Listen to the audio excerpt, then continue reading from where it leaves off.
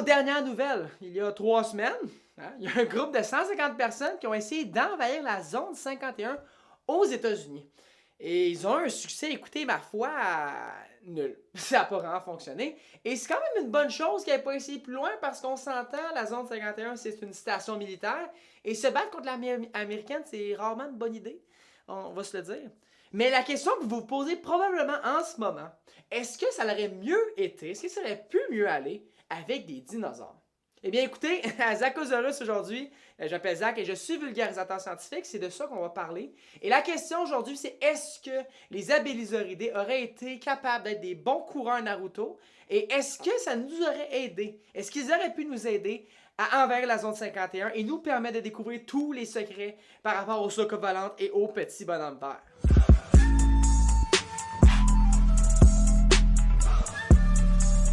Premièrement, qui étaient les Abélizauridés? Eh bien, il s'agissait d'un groupe de dinosaures carnivores apparentés aux tyrannosaures et à l'allosaure, que vous connaissez probablement, et qui a vécu du milieu du Jurassique jusqu'à la fin du Crétacé, donc on parle d'environ de 100 millions d'années. Ça veut dire qu'ils ont énormément de succès comme groupe animal. Ils ont vécu à l'hémisphère sud et ils étaient caractérisés par quelques caractéristiques, notamment un crâne assez court mais très profond. Ils avaient une queue assez différente des autres dinosaures carnivores. Et par-dessus tout, ce qui est assez comique aussi, c'est qu'ils avaient des bras ridiculement petits. Et ce qui est assez comique selon moi, c'est que lorsqu'on pense à des dinosaures aux petits bras, eh bien l'épitome, c'est le Tyrannosaurus Rex, qui a fait la blague de tellement d'artistes par rapport à la grosseur de ses bras qui était minuscule. Mais ce qui est drôle, c'est que lorsqu'on regarde le Carnotaurus, qui est un Abélizauridé très célèbre, on remarque que non seulement est-ce que ses bras est encore plus petits que celui de T-Rex, mais qu'en plus, ils avaient l'air absolument inutiles, ils étaient dépourvus de griffes, et ils étaient tout le temps sur le côté de leur corps, un peu comme les coureurs Naruto. Et donc la question c'est, est-ce qu'ils étaient eux aussi capables d'éviter les balles de fusil? Et c'est quoi un coureur Naruto, et qu'est-ce qui en fait un bon ou un mauvais? Eh bien, vous voyez, ce groupe-là, les coureurs Naruto, était supposé être une unité tactique dans l'invasion de la zone 51 et était supposé aller envers la zone et grâce à leur agilité et à leur vitesse supérieure, être capable d'éviter les balles de fusil et permettre aux Kyles et aux Karens d'envahir eux aussi la base et leur opération a été un absolu succès. Alors, on va savoir aujourd'hui, est-ce que les Abélizauridés auraient pu remplir ce rôle-là et est-ce qu'ils auraient été utiles à l'invasion de la zone 51? Alors que ce n'était probablement pas le cas pour les premiers Abélizauridés à apparaître, une chose est sûre, ceux qui vont apparaître plus vers la fin du Crétacé ont vraiment l'air d'être des animaux qui étaient adaptés pour la vitesse. Et une des raisons, c'est à cause de leur queue qui était très particulière. Alors vous voyez, la queue des dinosaures était non seulement utilisée pour l'équilibre et des fois comme arme, mais elle était aussi utilisée pour être un lieu d'attache pour de gros muscles qui allaient tirer sur les fémurs lors de la locomotion. Et vous voyez, la queue des Abélizauridés a vraiment l'air parfaite pour attacher de gros muscles à cet endroit-là. Et ça veut dire qu'ils étaient probablement capables d'avoir une locomotion assez rapide. Et si on regarde Carnotaurus, par exemple, qui est l'exemple parfait de ce que j'essaie d'expliquer, eh bien, la queue est vraiment particulière. Elle a des énormes muscles qui étaient capables d'actionner des assez longs fémurs sur de très longues jambes. Et à cause de ça, il a été suggéré que Carnotaurus était parmi les grands dinosaures carnivores, un des plus rapides, certainement. C'était vraiment l'animal fait pour la vitesse. Mais la vitesse, c'est une chose, mais pour un animal qui pèse environ une tonne et demie et qui mesure presque 8 mètres de longueur, je crois qu'on aurait besoin d'un peu de manœuvrabilité aussi pour être capable d'esquiver les balles aussi efficacement qu'un coureur Naruto typique. À première vue, on dirait pas vraiment que les Abélizauridés étaient des dinosaures très agiles parce qu'ils ne semblaient pas être capables de contrecarrer leur propre inertie de rotation. C'est quoi l'inertie de rotation? En fait, c'est très simple. Grossièrement, c'est le principe physique qui fait en sorte que c'est très difficile pour un gros objet très long de tourner versus un plus petit objet. En fait, c'est que plus la masse d'un objet est loin de son centre de rotation, plus vous aurez de difficultés à le faire tourner, plus il aura besoin d'énergie pour le faire tourner à une certaine vitesse.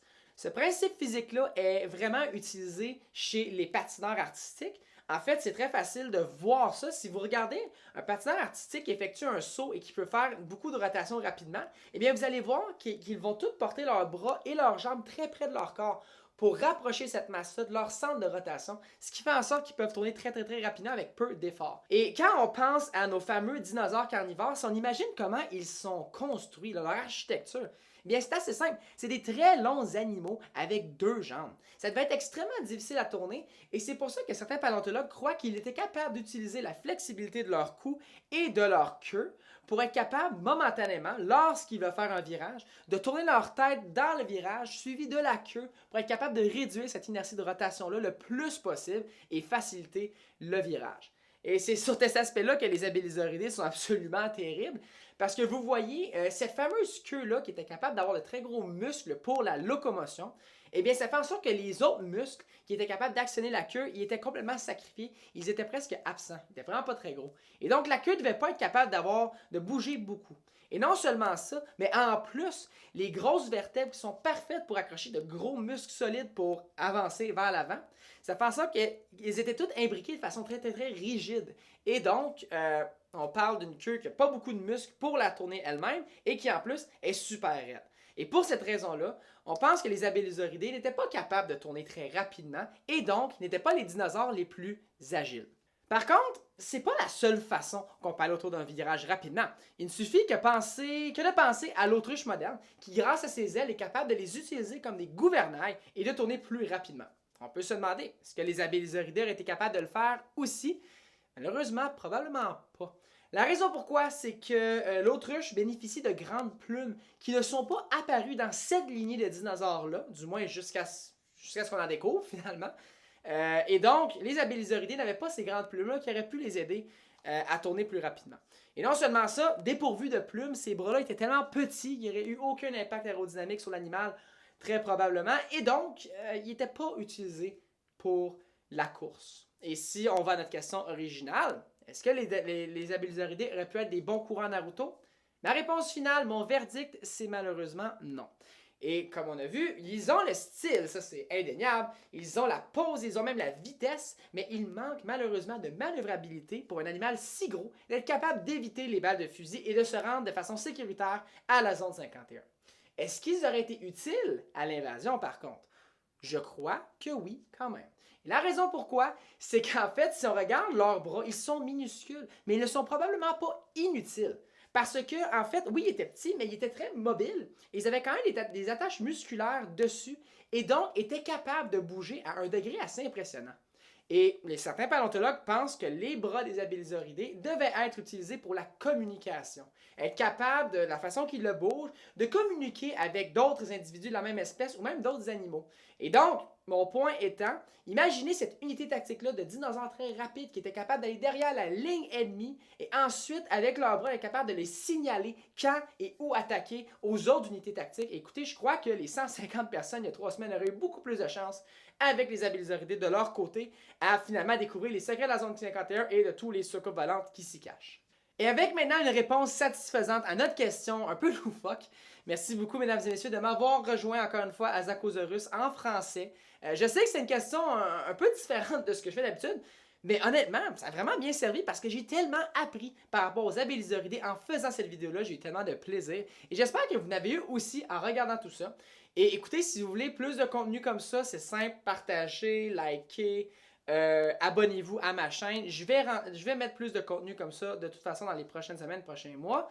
Et donc, mesdames et messieurs, là-dessus, je vous souhaite une super belle journée. Merci beaucoup d'avoir été avec moi encore une fois cette semaine. Au revoir.